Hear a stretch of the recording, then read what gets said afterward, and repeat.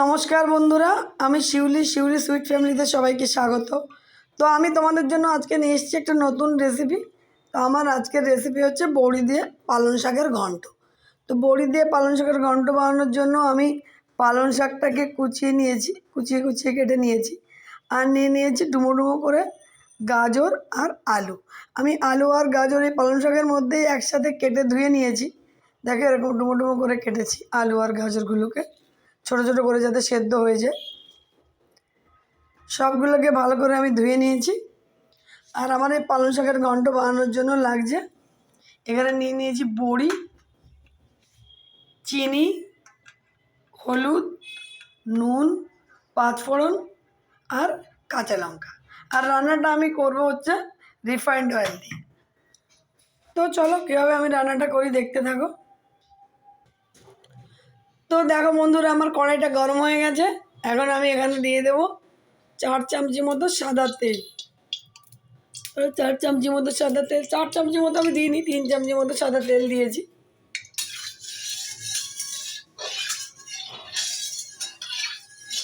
এখন এই তেলের মধ্যে আমি বড়িটাকে ভেজে নেব।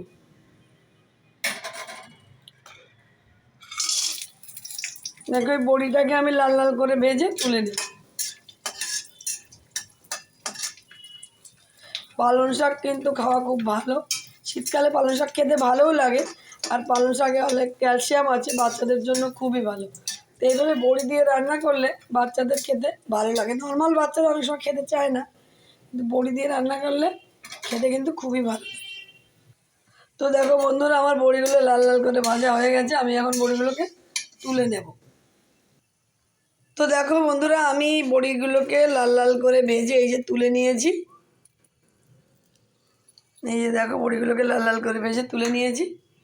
তো এই যে তেলটা রয়েছে, এই তেলের মধ্যে আমি দিয়ে দেবো 1/2 চামচি মতো পাঁচফোড়ন। তো পাঁচফোড়ন দিয়ে দিয়েছি। পাঁচফোড়নটা একটু ভাজা ভাজা হলে আমি এর মধ্যে দিয়ে দেবো চেরা কাঁচা লঙ্কা। আমি 3টে কাঁচা লঙ্কা রেখেছি, বেশি ঝাল দেবো না যেহেতু বাচ্চারা খাবে। তো লঙ্কাটা একটু ভাজা ভাজা হয়ে গেলে এর মধ্যে আমি শাকটাকে দিয়ে দেবো। দেখো বন্ধুরা, লঙ্কাটা ভাজা ভাজা হয়ে গেছে, এর মধ্যে আমি শাকগুলোকে দিয়ে দেবো।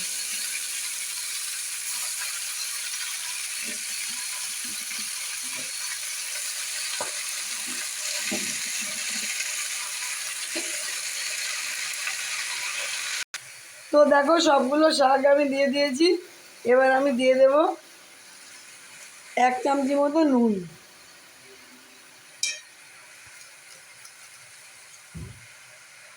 আর দেবো 1 চামচি মতো চিনি। চিনিটা অপশনাল, কেউ চাইলে দিতে পারেন, নাও দিতে পারেন, আমি টেস্টিংয়ের জন্য দিয়ে থাকি। আর দেবো 1 চামচি মতো হলুদ গুঁড়ো। যেহেতু কড়াইটা পুরো ভরে গেছে, আমি নাড়তে পারছি না, সেহেতু এগুলো দিয়ে আমি একটু ঢাকা দিয়ে দেবো। তো দেখো বন্ধুরা, আমি একটু ঢাকা দিয়ে দিলাম। যখন একটু কম হয়ে যাবে তখন আমি নাড়িয়ে দেবো। 5 মিনিট আমি ঢাকা দিয়ে রেখে দেবো। তো দেখো বন্ধুরা, 5 মিনিট হয়ে গেছে, আমি এখন ঢাকনা খুলে দেবো।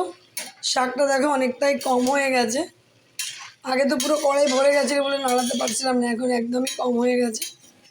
এখন ভালো করে নাড়িয়ে চাড়িয়ে দেব।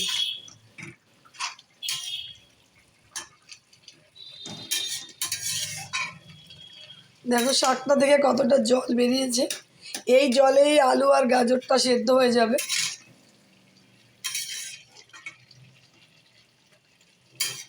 শাক থেকে যে জলটা বেরিয়েছে এই জলে সেদ্ধ হয়ে যাবে।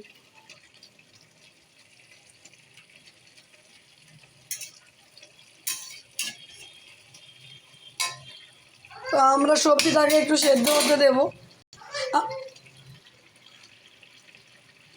আমরা এই সবজিগুলোকে একটু সেদ্ধ হতে দেবো, তারপরে এই বড়িগুলো দিয়ে দেবো। তো দেখো বন্ধুরা, আমার সবজিগুলো অনেকটাই সেদ্ধ হয়ে গেছে, শাকটাও সেদ্ধ হয়ে গেছে। দেখো সবজি শাক আমার প্রায় সেদ্ধ হয়ে গেছে, এখনও অনেকটা জল রয়েছে, সবটাই কিন্তু শাকের জল। এবার আমি এই বড়িগুলোকে দিয়ে দেবো, দিয়ে বড়িগুলোকে মিশিয়ে দেবো। বড়িগুলো একটু ওই যে বাকি যে জলটা আছে তার মধ্যে বড়িগুলো একটু সেদ্ধ হয়ে যাবে।